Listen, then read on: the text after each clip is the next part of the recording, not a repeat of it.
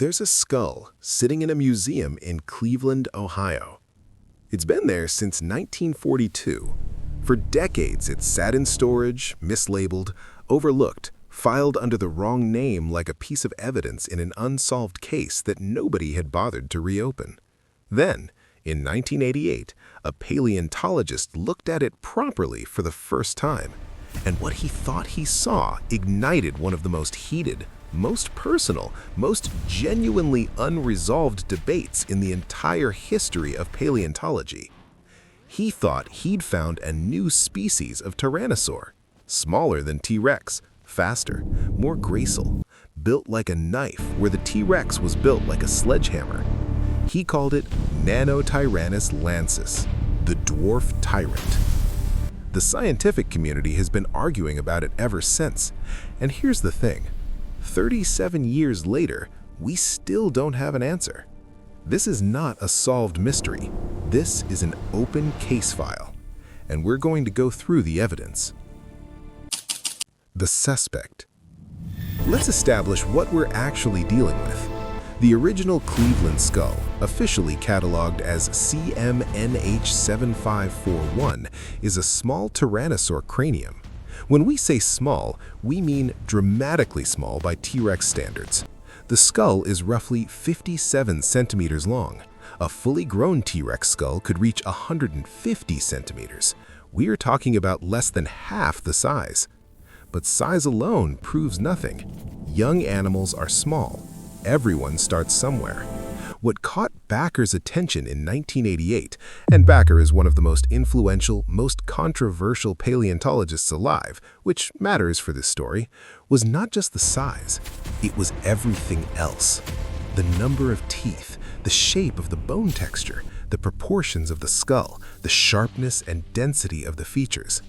To Backer, this didn't look like a baby. It looked like an adult of a different species entirely. A species that had been hiding in the fossil record, misidentified for over 40 years. The name was filed, the paper was published, and the argument began. The other side. On the opposing bench, the case is equally compelling. The counter-argument is this: T-Rex juveniles are almost completely absent from the fossil record. For a long time, we had almost no idea what a young T-Rex looked like, and into that knowledge gap, that forensic blind spot, the Nanotyrannus hypothesis stepped.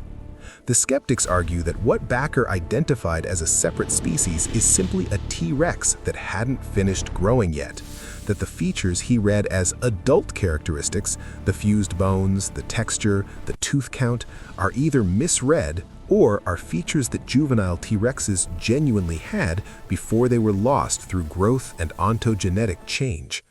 Ontogeny is the word paleontologists use for the changes an individual animal undergoes as it grows, and in tyrannosaurs, those changes were dramatic. We know from other species that the tyrannosaur skull changed substantially as animals aged. Proportions shifted, features fused, the whole architecture of the head rebuilt itself across the growth curve. The question is, did the Cleveland skull belong to a creature that had finished rebuilding, or was it caught mid-construction? For decades, that question had no answer, because we only had one specimen, and one specimen is never enough to close a case. Jane. Then, in 2001, a fossil hunter in Montana found something extraordinary. She was eventually named Jane, officially cataloged as BMRP 2002.41.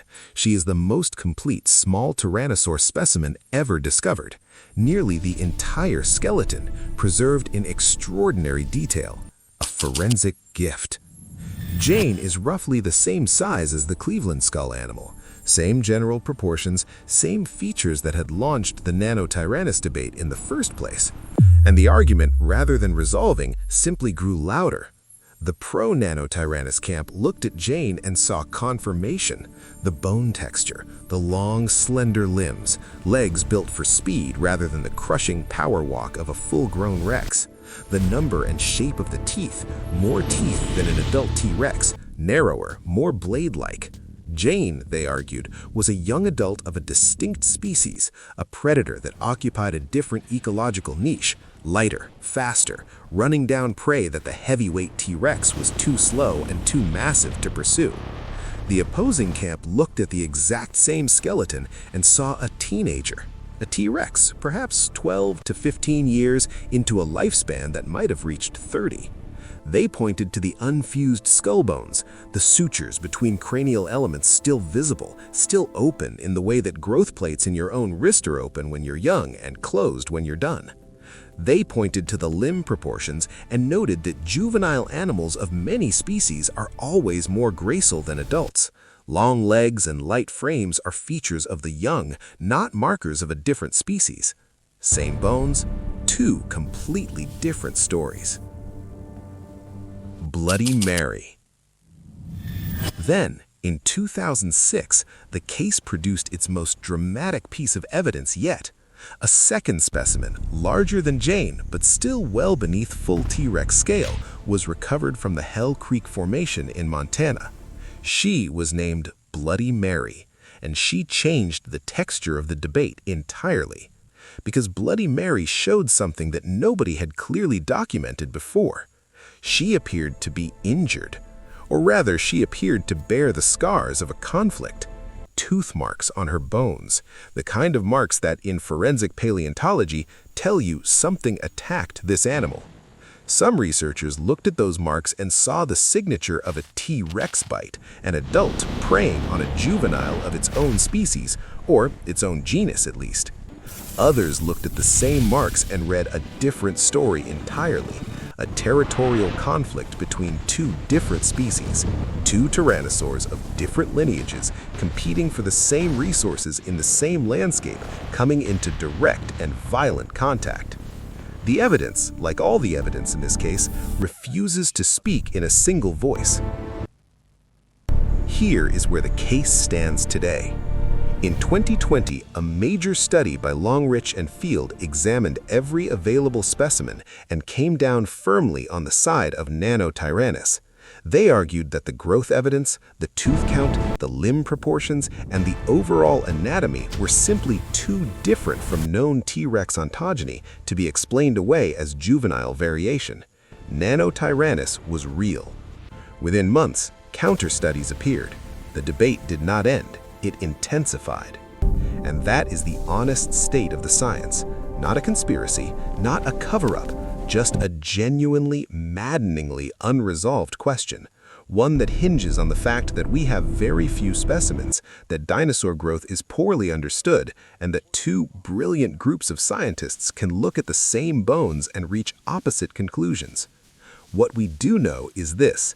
Somewhere in the Hell Creek Formation, in the last 2 million years of the Cretaceous, there was a small tyrannosaur that lived alongside T-Rex.